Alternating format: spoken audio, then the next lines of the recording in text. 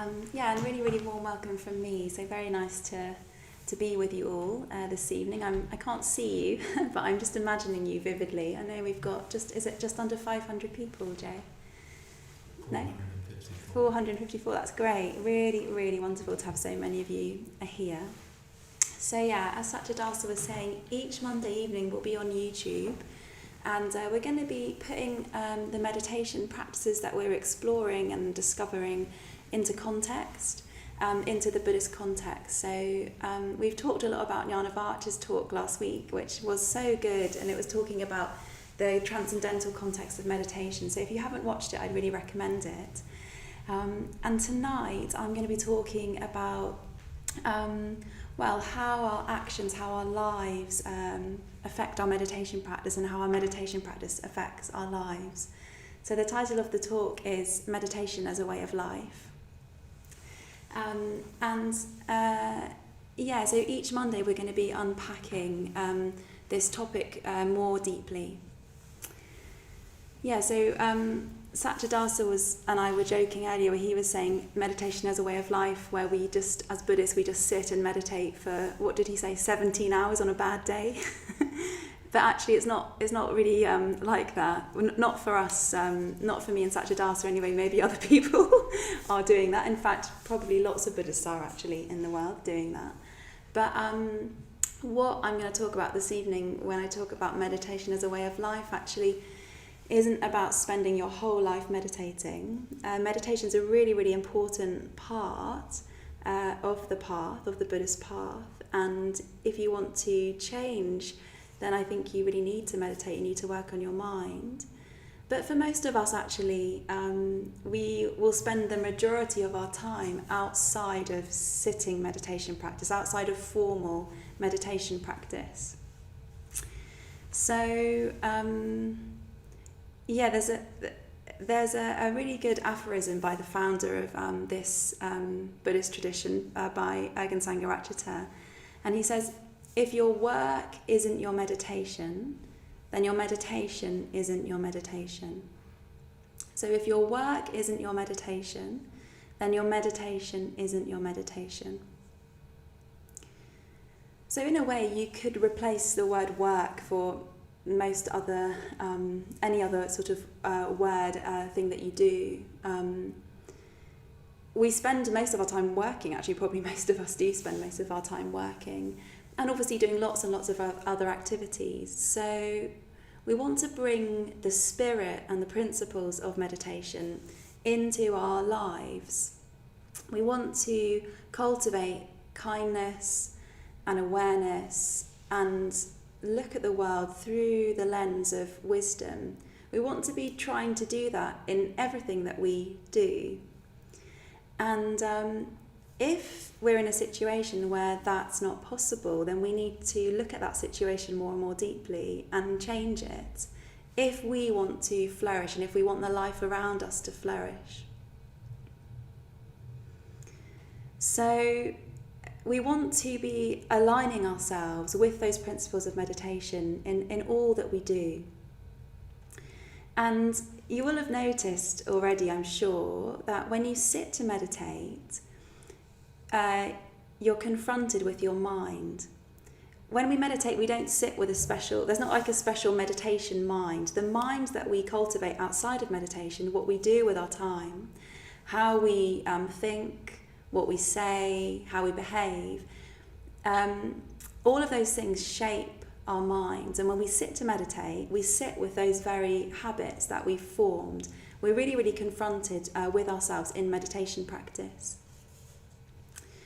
So if you take meditation practice seriously, then you sort of can't help but change, sort of in spite of oneself, because there are certain activities that we do that just don't support meditation, and meditation starts to sort of infuse the rest of our life. If we meditate regularly, it will infuse the rest of our life. And one of my examples of this is when I came along to the Buddhist Center just before my 26th birthday, so I was 25, and I came along I didn't actually really want to meditate. I actually wanted to learn about Buddhism because I thought it would sort of help me be happier, I think, and help me find meaning. But I didn't really want to meditate. Well, I started meditating and I found it quite difficult, but I thought it was sort of interesting as well. So I carried on doing it. Anyway, I'd been coming for about a month, and probably once or twice a week I'd been coming. So maybe 6 weeks actually. Anyway, and then I had my 26th birthday, and I really liked parties. I liked getting drunk, I liked socialising, and for my 26th birthday I'd organised a sort of house party, which was a cocktail party with lots of friends, and me and one of my good friends were sort of having this joint birthday party. So we bought loads of alcohol, and we set up like a cocktail bar, and it was really, I was really excited. We all dressed up, and all the guests came, all our friends arrived. And basically, I just didn't want to drink. I remember my friend making all these cocktails, and I drank like half a cocktail, and I just didn't want to get drunk. And it was definitely in spite of myself. Like, I was actually really disappointed that I didn't want to get drunk because I wanted to have a good time, but I just didn't fancy it. And I didn't know that Buddhists don't usually drink or try not to get, if they do drink, they don't get intoxicated. I didn't know any of that. But it was something about the effect of having started to meditate regularly that I just didn't really want to do that anymore. So it was quite, it was quite, I wouldn't say alarming, but it did change me quite quickly. And after a few months, I just decided I didn't really want to drink anymore. I didn't really want to get drunk. And I don't think I've really got drunk since, actually. So it did change me, and I was quite identified with being like a party person. So, but just the very act of meditation means that we start to change. So even if you've just done your first meditation practice this morning, you might have noticed those seeds of change.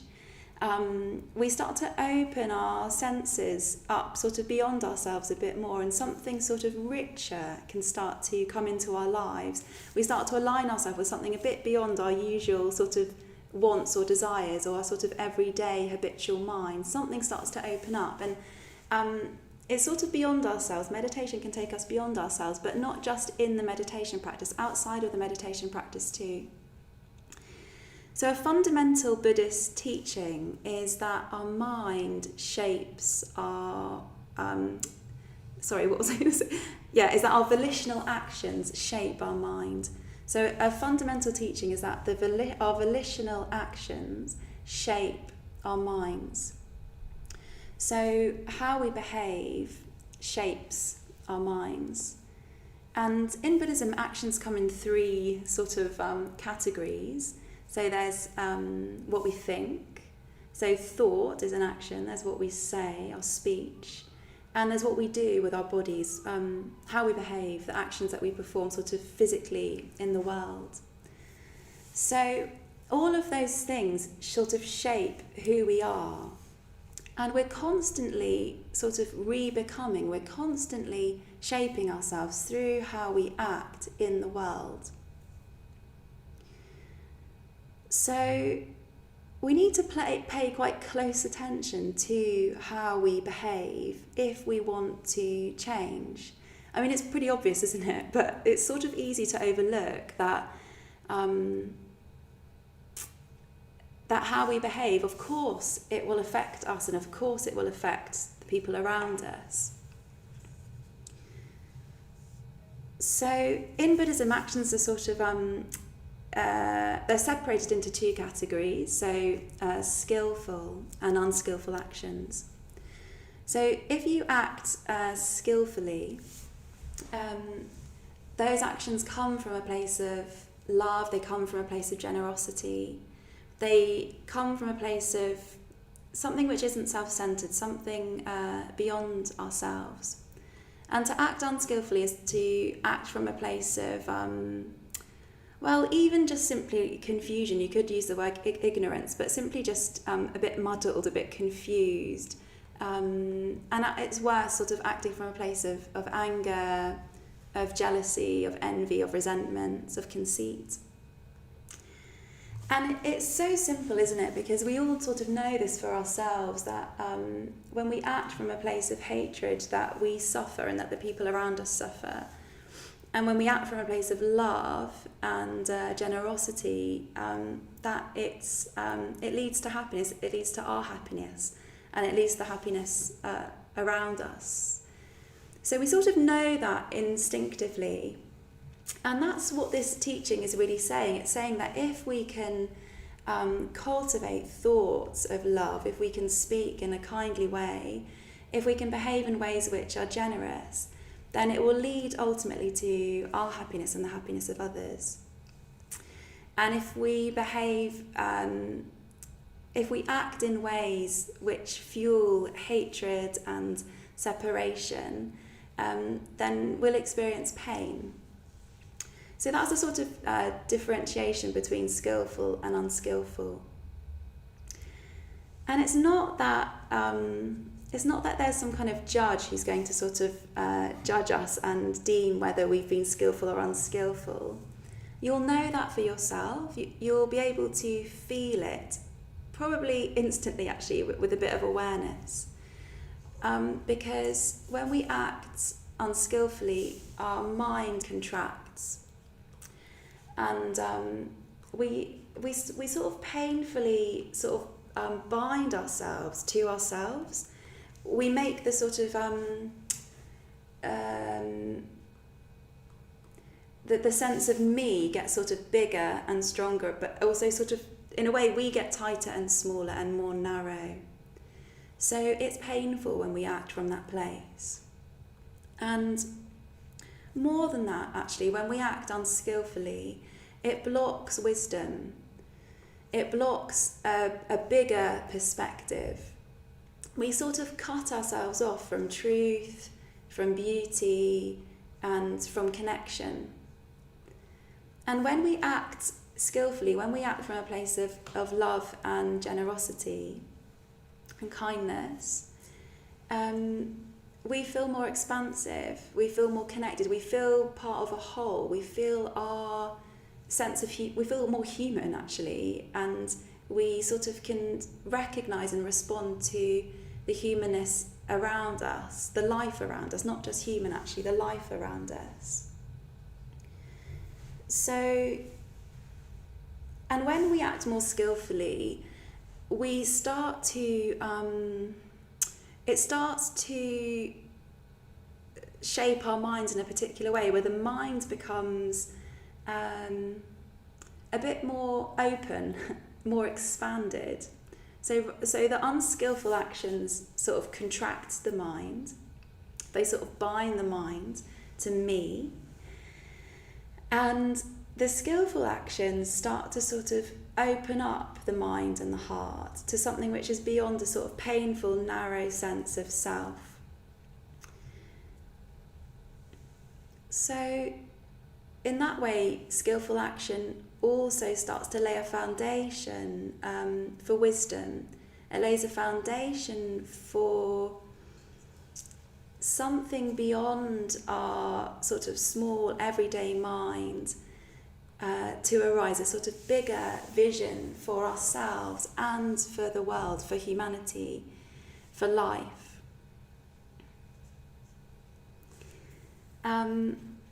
There's a really, really nice, I thought of two quite good examples actually of this, but I might just do the positive example. I was saying to Jnana Vacha, I've got loads of examples of how unskillful activity leads to contraction, but maybe I'll tell you a positive example. So something that's part of this Buddhist tradition, which is a really, really lovely activity to do, is called rejoicing in merits.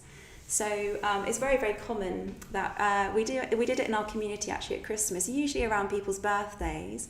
But around Christmas time, I live in a Buddhist community with 11 other women, and we got together and we just rejoiced in each other. So we took it in turns to just draw out one or two good qualities that we really appreciate about one of our other community members.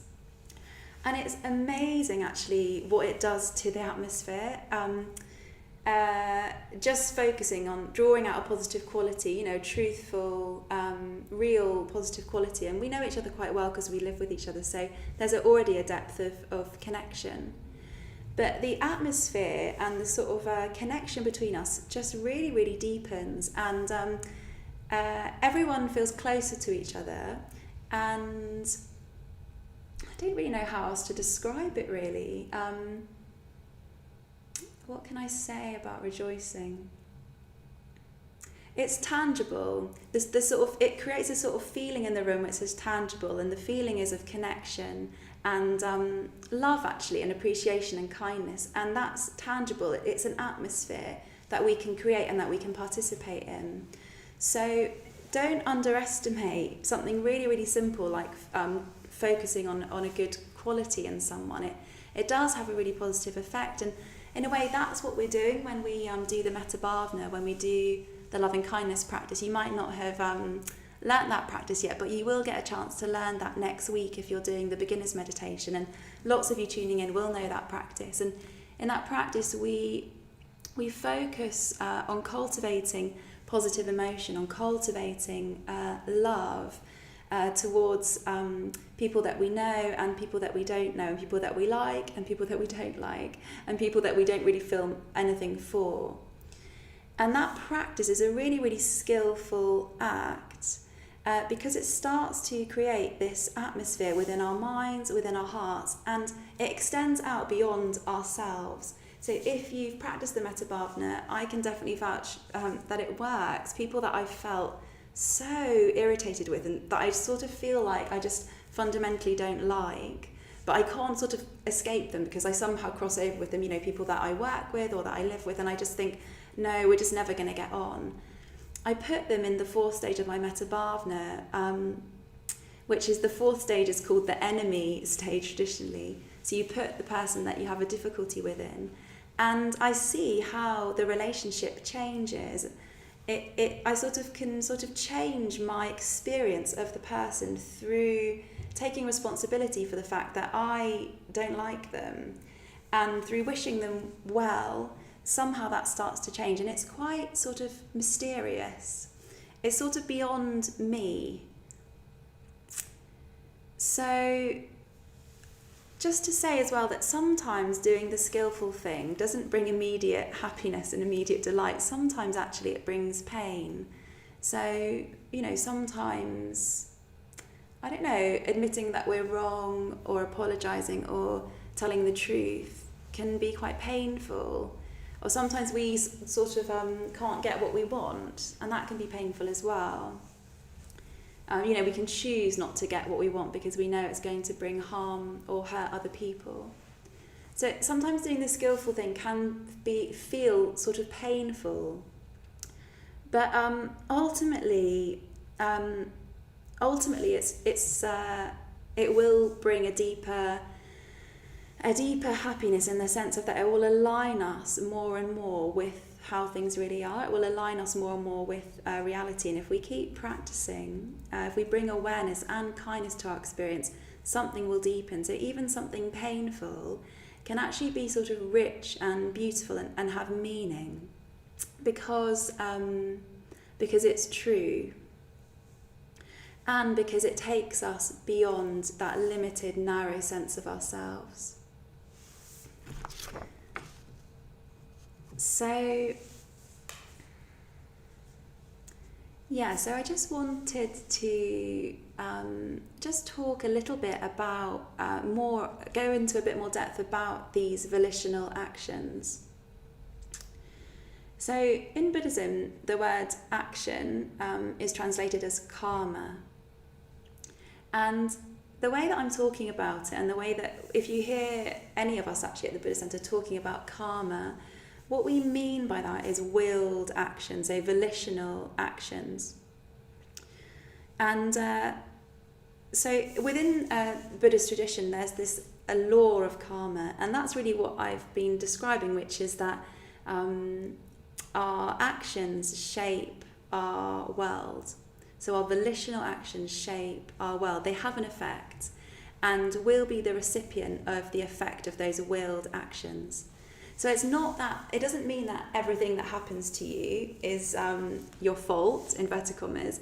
It means that our volitional actions will be the recipient of the consequences of our volitional actions. And there's lots of other forces in the world which will shape our world, which will shape our experience. So traditionally, within this tradition, there's sort of 5 conditioning factors.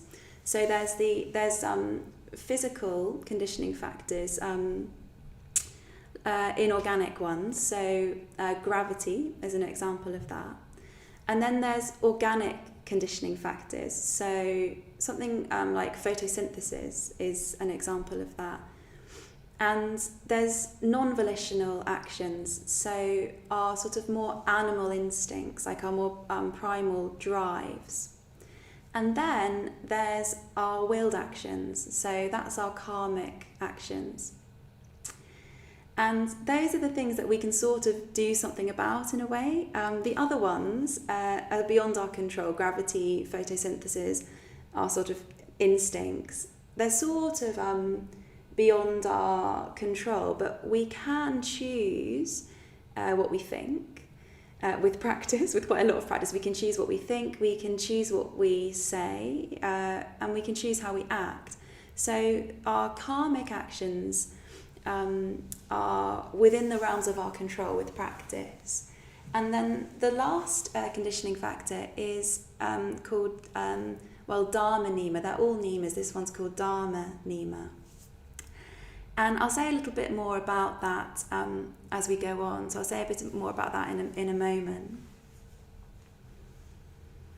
So if our volitional actions shape our minds, then what we're doing outside of meditation will affect our meditation practice. So if we act in a more skillful way, then our minds start to become calmer, they start to become more positive and sort of more robust, more pliable.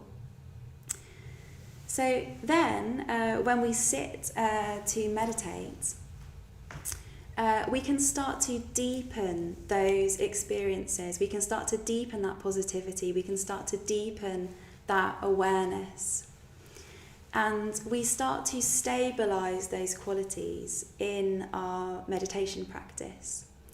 So you can't just, in a way, you can't just cultivate awareness and loving kindness in the meditation practice. You need to be trying to bring that into being outside of the meditation practice. And then when you sit to meditate, you start to stabilize those qualities.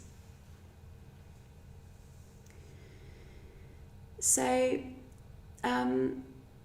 when we work on a karmic level, when we start to act more skillfully, we start to make space for this sort of dharmic conditionality to arise within us.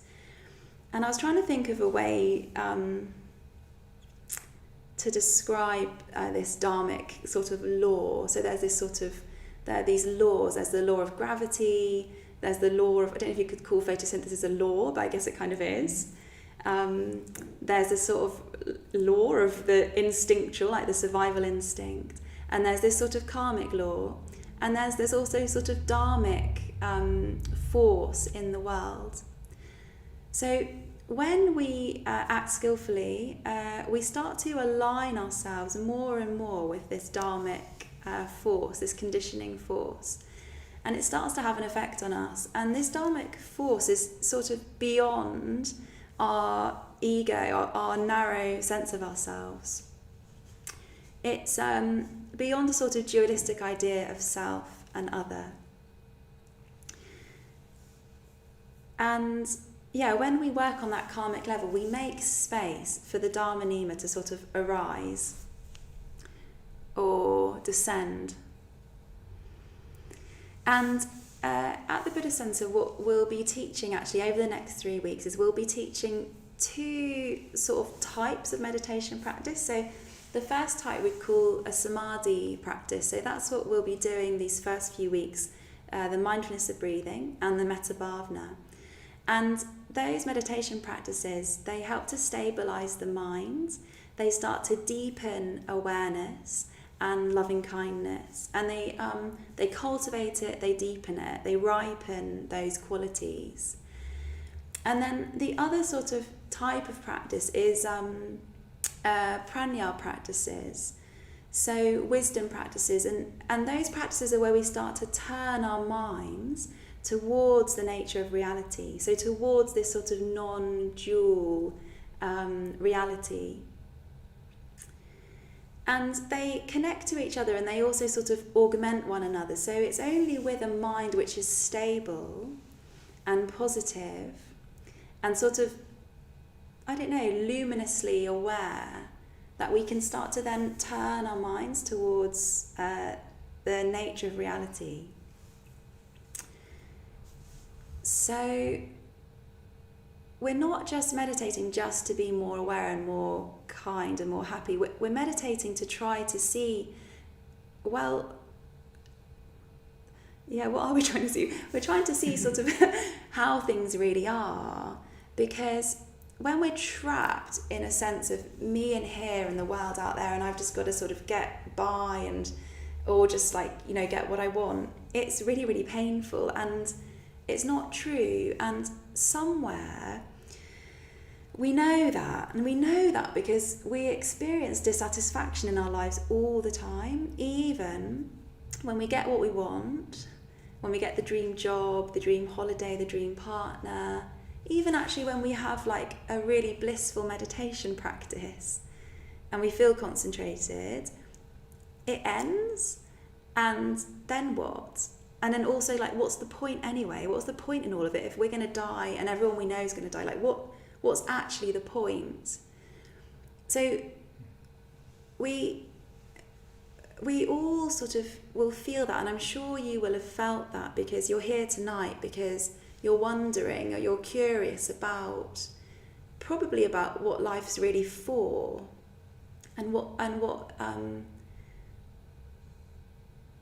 is the meaning? I don't know. I often just would think, well, what's the point? And not in a sort of really creative, intrigued way, in a more sort of nihilistic way, I suppose. And that is the culture that we live in, isn't it? We live in a culture where, I don't know, there isn't much point to things. There's nothing sort of sacred or divine to sort of infuse our lives with meaning and purpose.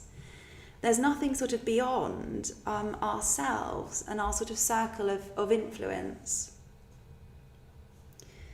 So what we're trying to discover in meditation, we're trying to discover that deeper meaning. We're trying to discover the sort of point of it all, the purpose of it all.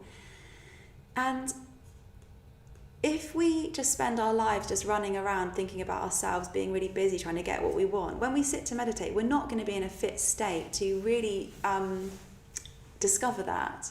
So we've got to start aligning our lives with that sort of quest, with that search for deeper meaning. Well, if we want to discover something more, then we've got to. Of course, you can do whatever you want. But if we want to change, and if we want to really discover, I would say value and meaning, then we need to start aligning our lives with that. If we really want to be happy, actually, if we want to feel truly satisfied, which, oh gosh, we all do, don't we? We all want satisfaction, but we're not going to find it at, scrolling endlessly through Instagram, even though, I can spend time doing that as well, looking for something, looking for satisfaction. It never really comes, definitely not through Instagram, I'd say. So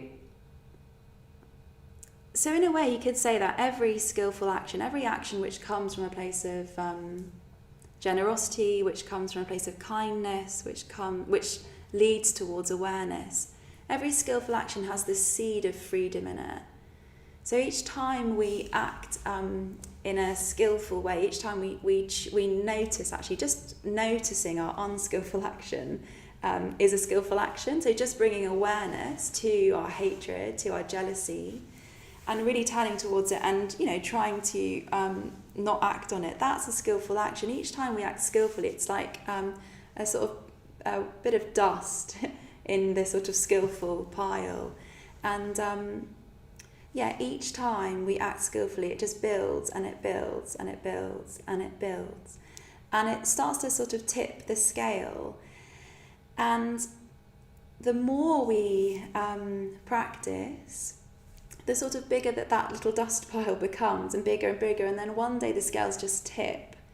And then we that's when the sort of Dharma-nima, well, I don't know if I'm just completely describing this right, Satchidasa can correct me, but it's a bit like this habitual sense of self sort of drops away, and what comes through is something which is beyond ourself. It doesn't negate ourselves, but it's something which is beyond us, ourselves, can enter us, or we can participate in it.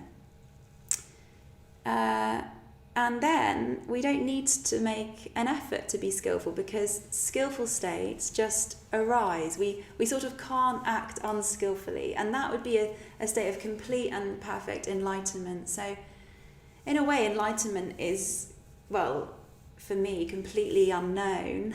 I don't know what it's like to be enlightened. But also there are sort of seeds of enlightenment in each sort of act of kindness, because enlightenment is like all the good qualities, all the good human qualities that we have, sort of to the absolute maximum and to the sort of full ripening, and then they just keep extending and extending. So there's no end to kindness, there's no end to generosity, there's no end to awareness. So they just keep unfolding limitlessly. So if we keep practicing over lifetimes, one day the scales tip, and that's when we sort of that's when we're enlightened, I think. But what we can experience is we can experience the Dharma-nima, we can experience those flashes of something beyond us. They can start to break into our lives more and more frequently. So as we act more skillfully, as we practice, we start to have flashes of that experience. We start to sort of feel that something can act through us, which is sort of beyond us. And it can be rich and beautiful and scary at the same time. I remember actually when I was on my ordination retreat, so we were in the Spanish mountains for 3 months. We were mainly in silence. We were doing lots of meditation, not 17 hours a day, but quite a lot of meditation. And I can remember it would have been about 6 weeks in, I can remember saying to Garavavati, who some of you might know, who was going to ordain me. She was going to give me my name, she was going to give me the precepts to take ritually. I remember saying to her, sort of from a place of fear, like, gosh, I've never consistently been in such positive mental states. And I was sort of a bit afraid of it somehow, because I didn't know what was I didn't know what would happen to me, like I didn't recognise myself, and that's quite scary. We can be quite attached to ourselves, even if they're painful and a bit negative and a bit sort of grumpy or aloof or cut off or something. We can be quite attached to them because they're familiar. So it can sometimes be quite scary to, to be truly positive, actually. But that's why this path is challenging, because it takes us beyond what we know. And that's why it's so exciting, because we don't know what will happen and we don't know where it will lead. I don't know where it will lead. Satchidasa doesn't know where it will lead. We've got an idea, but we don't really know. Or maybe he does. Do you know? Satchidasa? No. Okay, he doesn't know either. We don't really know, but we've had glimpses of it, and I've had tastes of it. And it gives me faith and it gives me confidence in these practices that they do lead to freedom, because the more I've practiced, the more of a sense of freedom I feel, actually, the more connected I feel, the more meaning comes into my life.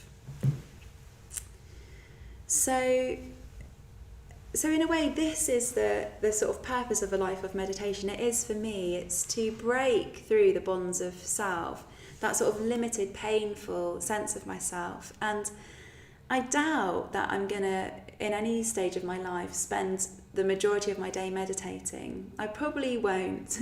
Maybe when I go on a solitary retreat, I will, but probably not. Most of the hours of the day, I will be out in the world. I'll be communicating, I'll be working, I'll be at my computer desk writing emails, and probably for the majority of you it will be as well. But liberation and freedom isn't going to be found outside of those experiences. It's to be found sort of within our lives, And even within our everyday life, something rich and beautiful can break through if we're sort of ready for it and if we're looking for it. So regular meditation is really, really important because it helps to sort of prepare us to sort of let go of that narrow, painful self into something which is beyond self and other. And throughout the rest of the challenge, we're going to be talking about this, we're going to be teaching you these meditation practices, and we're going to be doing workshops, particularly on Wednesday evenings, exploring how we can start to look more deeply at our experience and sort of use meditation, work in meditation to find that deeper freedom. But in between that, you can also be looking at what are you doing with your mind outside of meditation practice? What are you cultivating through your thoughts, through how you speak to people, through how you act? What are you bringing into being through your behaviour? You can start to look at that more and more closely and know that you can choose to change it, that it takes time. It can take a long time. We usually know what's good for us, don't we? But it can be hard to do it. But that's why we've got Sangha. That's why we come together as a community, so that we can support each other to be more aware and to start to change those things that we want to change. So we'll be here for the next 21 days. And we'll all be doing that together. So I'm still doing that. Satya Das is still doing that. We're all still doing that with our lives, trying to act more skillfully, trying to align ourselves more and more with these principles of truth, of beauty, of kindness, and ultimately of freedom and liberation.